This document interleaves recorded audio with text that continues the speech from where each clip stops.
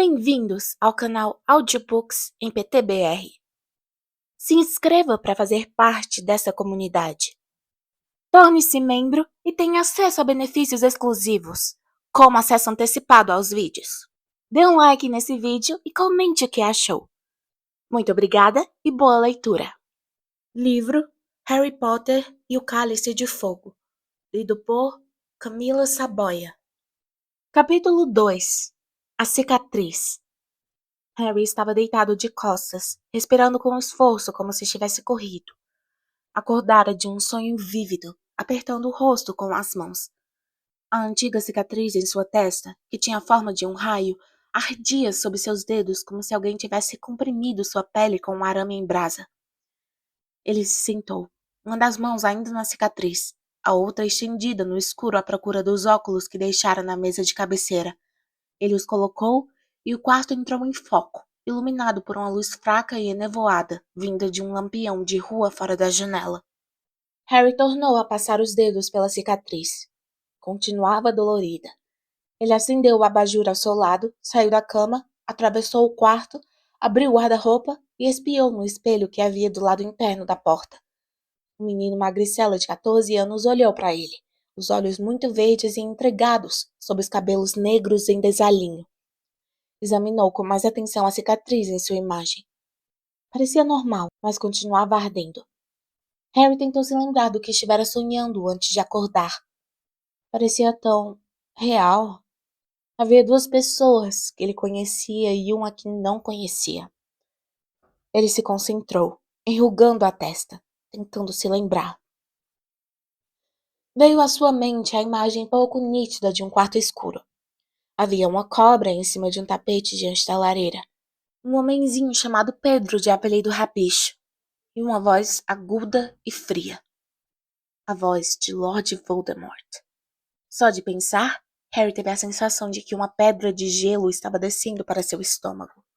Fechou os olhos com força e tentou se lembrar que aparência tinha Voldemort. Mas foi impossível. Tudo que Harry sabia era que, no momento em que a poltrona girara, vira o que estava sentado nela. Sentira um espasmo de horror que o acordara. Ou fora a dor na cicatriz. E quem era o velho? Porque sem dúvida havia um velho. Harry o vira cair no chão. Tudo estava ficando confuso.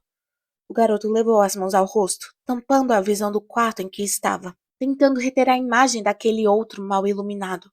Mas era o mesmo que tentar segurar água com as mãos. Os detalhes agora desapareciam com a mesma rapidez com que ele tentava retê-los. Voldemort e Rabicho estiveram conversando sobre alguém que haviam matado, embora Harry não conseguisse lembrar o nome, e estiveram planejando matar mais alguém. Ele.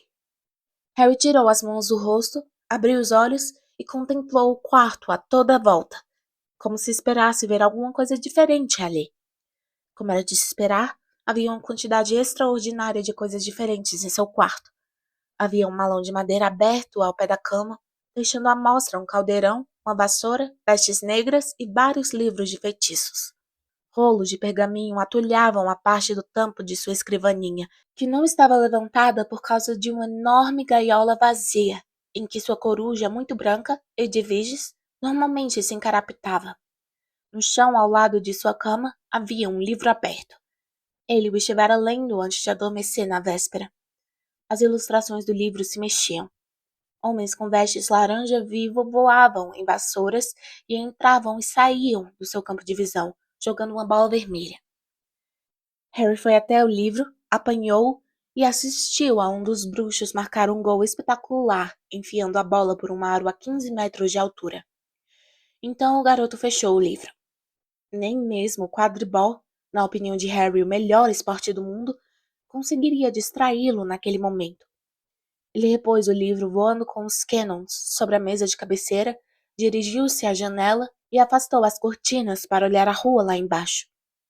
A Rua dos Alfeneiros tinha um aspecto exato que uma rua de subúrbio respeitável deveria ter nas primeiras horas de um sábado. Todas as cortinas estavam fechadas. Até onde Harry pôde ver no escuro, não havia um único ser vivo à vista, nem mesmo um gato. Contudo, Contudo, Harry voltou inquieto para a cama e se sentou, passando mais algumas vezes o dedo pela cicatriz. Não era a dor que o incomodava. Harry não era estranho à dor e aos ferimentos. Uma vez perdera todos os ossos do braço direito e sentira a dor de recuperá-los em uma noite.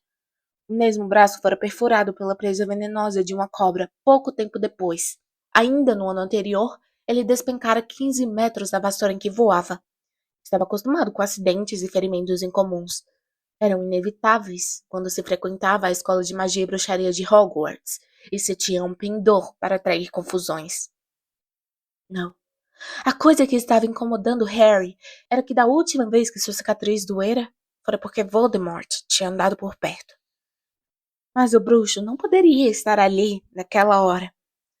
A ideia de Voldemort estar rondando a rua dos alfeneiros era absurda, impossível. Harry parou para escutar com atenção o silêncio à sua volta. Estaria esperando ouvir o rangido de um degrau, o farfalhar de uma capa? Então, teve um leve sobressalto. Seu primo Duda acabara de soltar um tremendo ronco no quarto ao lado. Harry deu em si mesmo uma sacudidela imaginária. Estava sendo burro. Não havia mais ninguém em casa exceto o tio Walter, a tia Petúnia e Duda, e era evidente que eles ainda dormiam, embalados por sonhos tranquilos e indolores. Era quando dormiam que Harry mais gostava dos Dursley. Não porque não a ajudassem em nada quando estavam acordados. Tio Walter, tia Petúnia e Duda eram os únicos parentes vivos de Harry. Eram trouxas, não eram bruxos, que odiavam e desprezavam qualquer forma de magia, o que significava que Harry era tão bem-vindo em sua casa quanto uma pelota de mofo. Eles explicaram as longas ausências de Harry nos últimos 3 anos, dizendo a todos que o garoto estudava no Centro St. Brutus para meninos irrecuperáveis. Sabiam muito bem que, como bruxo menor de idade, Harry era proibido de usar a magia fora de Hogwarts, mas não perdiam a mania de culpá-lo por tudo que acontecia de errado na casa. Harry nunca pudera fazer confidências a eles, nem contar nada de sua vida no mundo da magia. A simples ideia de procurá-los quando acordassem para falar que sua cicatriz estava doendo e que estava preocupado com Voldemort era ridícula. No entanto, era por causa de Voldemort que Harry viera morar com os Dursley para início de conversa. Se não fosse por aquele bruxo, Harry não teria na testa a cicatriz em forma de raio. Se não fosse por Voldemort, o garoto ainda teria paz. Harry tinha 1 ano de idade na noite em que Voldemort, há um século o bruxo das trevas mais poderoso do mundo, um bruxo que fora adquirindo poder continuamente durante 11 anos, tinha chegado à sua casa e matado seus pais. Depois, Voldemort brandira sua varinha contra Harry. Executara o feitiço que havia liquidado muitos bruxos adultos durante sua ascensão ao poder. E, inacreditavelmente, o feitiço não produzira efeito. Em vez de matar o garotinho, o feitiço se voltara contra o bruxo. Harry sobrevivera marcado apenas por um corte em forma de raio na testa. Mas Voldemort fora reduzido a uma coisa quase sem vida. Despojado de seus poderes, a vida quase extinta, ele fugira. O terror em que a comunidade secreta de bruxos vivera tanto tempo se dissipou. Os seguidores de Voldemort debandaram, e Harry Potter se tornou famoso. Harry tivera um choque de bom tamanho ao descobrir, no seu 11º aniversário, que era um bruxo. Fora ainda mais desconcertante descobrir que todos no mundo secreto da magia conheciam o seu nome. Harry chegara a Hogwarts e deparara com cabeças que se viravam e cochichos que o seguiam aonde fosse. Mas agora já se acostumara com isso. No fim deste verão, ele iria começar o seu 4º ano em Hogwarts, e já estava contando os dias para regressar ao castelo. Mas faltavam ainda 15 dias para as aulas recomeçarem. Harry tornou a examinar o quarto, desanimado, e seus olhos pousaram nos cartões de aniversário que seus 2 melhores amigos tinham lhe mandado no fim de julho. O que será que diriam se lhes escrevesse para contar que a cicatriz estava doendo? Na mesma hora, a voz de Hermione Granger penetrou sua cabeça, aguda e cheia de pânico. Sua cicatriz está doendo? Harry, isso é realmente sério. Escreve ao professor Dumbledore. Vou verificar no meu livro Aflições e Males Comuns da Magia. Quem sabe tem alguma coisa lá sobre cicatrizes produzidas por feitiços. Este seria o conselho de Hermione. Vai procurar o diretor de Hogwarts e, enquanto isso, vai consultando um livro. Harry contemplou pela janela o céu azul, quase negro. Duvidava muito que um livro pudesse ajudá-lo. Que ele soubesse, era a única pessoa que tinha sobrevivido a um feitiço como o de Voldemort. Portanto, era pouco provável que encontrasse seus sintomas descritos em aflições e males comuns da magia.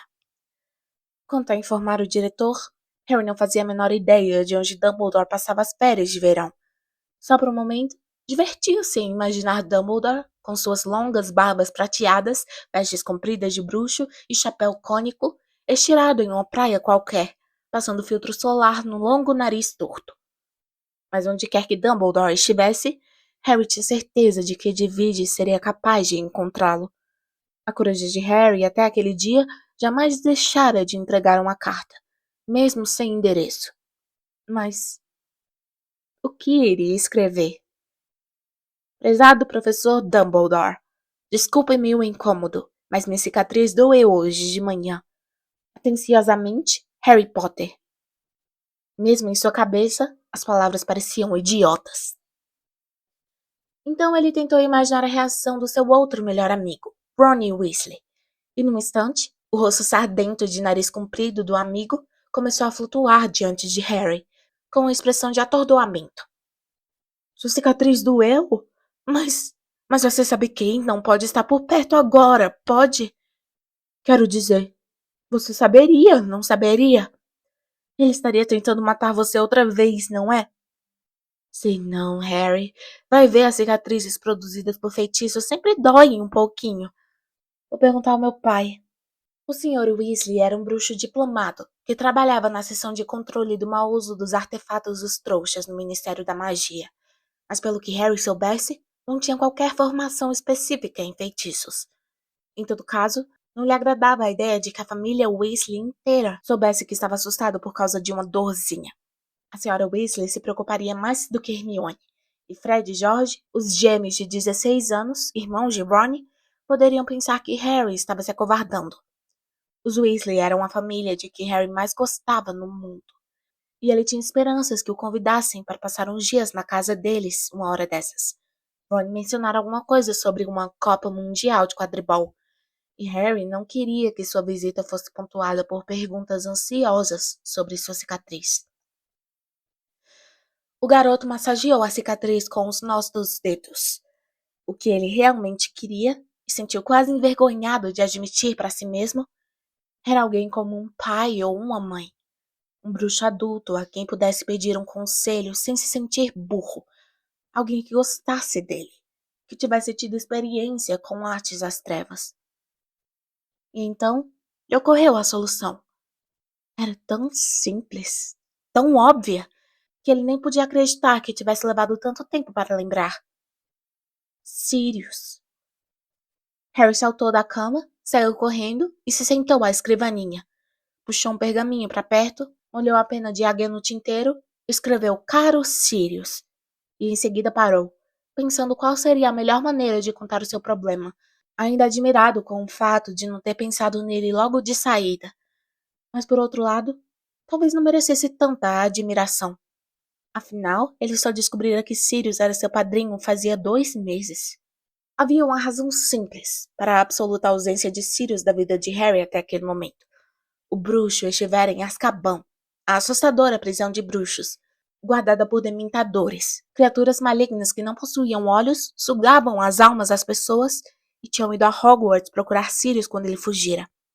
Porém, o bruxo era inocente. As mortes pelas quais fora condenado tinham sido cometidas por Rabicho, seguidor de Voldemort, e quase todos ainda pensavam estar morto. Harry, Ron e Hermione sabiam que não. Tinham encontrado Rabicho cara a cara no ano anterior, embora apenas o professor Dumbledore tivesse acreditado na história que eles contaram. Durante uma gloriosa hora, Harry acreditara que finalmente deixaria a casa dos Dursley, porque Sirius se oferecera para ficar com ele, depois que limpasse o próprio nome. Mas a oportunidade lhe fora roubada. Rabicho escapara antes que pudessem levá-lo ao Ministério da Magia, e Sirius teve de fugir para salvar a vida. Harry o ajudara a escapar montado em um hipogrifo chamado Bicuço, e desde então, Sirius estava foragido. A casa que Harry poderia ter tido, se Rabicho não tivesse desaparecido, o atormentara o verão inteiro. Fora 2 vezes mais penoso voltar para os Dursleys, sabendo que quase se livrara deles para sempre. Ainda assim, Sirius ia ajudando Harry, mesmo sem poder estar presente. Graças ao padrinho, Harry agora tinha todo o seu material escolar guardado no quarto. Os Dursley nunca haviam permitido isso. O desejo geral de tornar a vida de Harry a mais infeliz possível, somado ao medo dos seus poderes, levara aos tios, nos verões anteriores, a trancar o malão de escola do garoto no armário sob a escada. Mas a atitude dos Dursley mudara desde que descobriram que Harry tinha um perigoso condenado como padrinho. Harry, convenientemente, se esquecera de acrescentar que Sirius era inocente. O garoto recebera 2 cartas de Sirius desde que voltara à Rua dos Alfeneiros. Ambas tinham sido entregues não por corujas, como era costume entre os bruxos, mas por grandes e coloridos pássaros tropicais. Edviges não aprovara aqueles intrusos espalhafatosos. Relutara muito a permitir que eles usassem o seu bebedouro antes de irem embora. Harry, por outro lado, gostara muito das aves. Fizeram-no lembrar palmeiras e praias de areia branca, e ele desejara que, onde quer que o padrinho estivesse, Sirius nunca dizia, temendo que as cartas fossem interceptadas, que estivesse se divertindo. Por alguma razão, Harry achava difícil imaginar dementadores que sobrevivessem muito tempo sob o sol forte. Talvez por isso é que Sirius tivesse rumado para o sul. As cartas dele, que agora estavam escondidas sob a utilíssima tábua solta do soalho, embaixo da cama de Harry, tinham um tom animado, e nas 2, ele lembrava a Harry que o chamasse se um dia precisasse. Bem, ele bem que precisava chamar o padrinho agora. Sua luz de cabeceira parecia estar enfraquecendo, à medida que a luz fria e cinzenta que antecede o nascer do sol penetrava devagarinho no quarto. Finalmente, quando o sol nasceu, quando as paredes do quarto ficaram douradas e quando ele ouvia os sons de gente se mexendo no quarto de tio Walter e tia Petúnia, Harry tirou os pedaços amassados de pergaminho de cima da escrivaninha e releu a carta que escrevera. Caro Sirius, obrigado por sua última carta. A ave era enorme, quase não pôde passar pela minha janela. As coisas continuam na mesma por aqui. A dieta de Duda não está dando muito certo. Minha tia o pegou contrabandeando rosquinhas fritas e açucaradas para dentro do quarto ontem. Meus tios disseram que vou ter de cortar a mesada dele, caso ele continue fazendo isso. Então Duda ficou com muita raiva e atirou pela janela o PlayStation. Isso é uma espécie de computador com muitos jogos. Foi realmente uma burrice, porque agora ele não tem nem um Mega Mutilation Parte 3 para distrair as ideias. Eu vou bem. Principalmente porque os Dursley estão apavorados que você possa aparecer e transformar eles em morcegos se eu pedir. Mas aconteceu uma coisa estranha hoje de madrugada. Minha cicatriz doeu outra vez. A última vez que isso aconteceu foi porque Voldemort estava em Hogwarts. Mas acho que ele não pode estar por perto agora. Pode? Você sabe se cicatrizes produzidas por um feitiço podem doer até anos depois? Vou mandar esta carta quando Edviges voltar. No momento, ela saiu para caçar. Diga olá ao bicuço por mim. Harry. Pensou Harry. Parecia boa. Não fazia sentido incluir o sonho. Ele não queria que a carta deixasse transparecer que estava muito preocupado. O garoto enrolou o pergaminho e deixou-o em cima da escrivaninha, pronto para quando Edviges voltasse. Depois se levantou, se espreguiçou e abriu mais uma vez o guarda-roupa. Sem olhar para a imagem refletida no espelho, começou a se vestir para ir tomar café da manhã.